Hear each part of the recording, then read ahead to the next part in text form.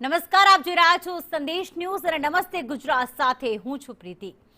ગુજરાતમાં ચોમાસું ફરી એકવાર બરાબરનું જામ્યું છે અને હવામાન વિભાગ દ્વારા આજે રાજ્યભરમાં ભારે વરસાદની આશંકા વ્યક્ત કરવામાં આવી છે। રાજ્યમાં એક સાથે 4 જેટલી વરસાદી સિસ્ટમ સક્રિય થતા 30 થી 40 કિલોમીટર પ્રતિ કલાકની ઝડપે પવન ફૂંકાવાની સાથે મેઘમહેર જોવા મળશે। હવામાન વિભાગે મધ્ય અને ઉત્તર ગુજરાતના 5 મુખ્ય જિલ્લાઓ જેવે કે અરવલ્લી છે, મહીસાગર છે, દાહોદ, પંચમહાલ અને છોટા ઉદેપુરમાં ભારે વરસાદના પગલે યલો એલર્ટ જાહેર કર્યું છે। આ તરફ અમદાવાદ શહેરમાં પણ દિવસ દરમિયાન વાદળછાયા વાતાવરણ વચ્ચે ઝરમર વરસાદી છાંટા પડે તેવી સંભાવના હવામાન વિભાગ દ્વારા વ્યક્ત કરવામાં આવી છે। તો 5 જિલ્લામાં આજે યલો એલર્ટ આપવામાં આવ્યું છે। સાથે રાજ્યભરમાં આજે વરસાદી માહોલ રહી શકે છે। 4 વરસાદી સિસ્ટમ એક સાથે સક્રિય થતા અમદાવાદમાં ઝરમર વરસાદ રહેશે।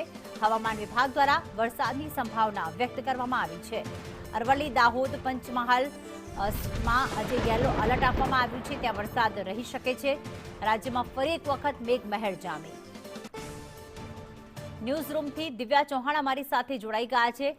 દિવ્યા, કયા કયા જિલ્લામાં આજે વરસાદની આગાહી છે અને આજે 4 સિસ્ટમ સક્રિય થઈ છે તે ક્યાં સુધી રહેશે અને તેની અસર ક્યાં સુધી રહેશે, શું શક્યતા વ્યક્ત કરવામાં આવી હવામાન વિભાગ દ્વારા? પ્રીતિ, રાજ્યમાં 4 વરસાદી સિસ્ટમ જે સક્રિય થઈ છે, જે આવતીકાલે અને આજે એટલે કે 2 દિવસ સુધી તેની અસર યથાવત રહેવાની સંભાવનાઓ વ્યક્ત કરવામાં આવી છે। અને આજે 4 વરસાદી સિસ્ટમના કારણે ઉત્તર ગુજરાતના કેટલાક ભાગો છે જ્યાં જરૂરી એલર્ટ છે, જે આજે યલો એલર્ટ આપવામાં આવ્યું છે।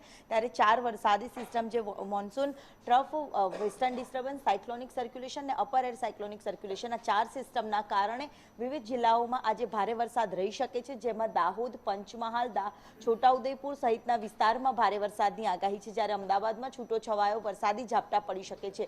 ઉત્તર ગુજરાતના ભાગોમાં મહેસાણા, પાટણ, અરવલ્લી, વાવ, થરાદ સહિતના વિસ્તારમાં સામાન્યથી મધ્યમ વરસાદ રહે તેવી સંભાવનાઓ જોવા મળી રહી છે। જ્યારે સૌરાષ્ટ્ર તરફ નજર કરીએ તો મોરબી, જામનગર, ઓખા, પોરબંદર, જૂનાગઢ, વેરાવળ, મહુવા, ભાવનગરમાં સામાન્યથી મધ્યમ તો કેટલાક વિસ્તારમાં ભારે વરસાદ રહી શકે તેવી સંભાવનાઓ છે।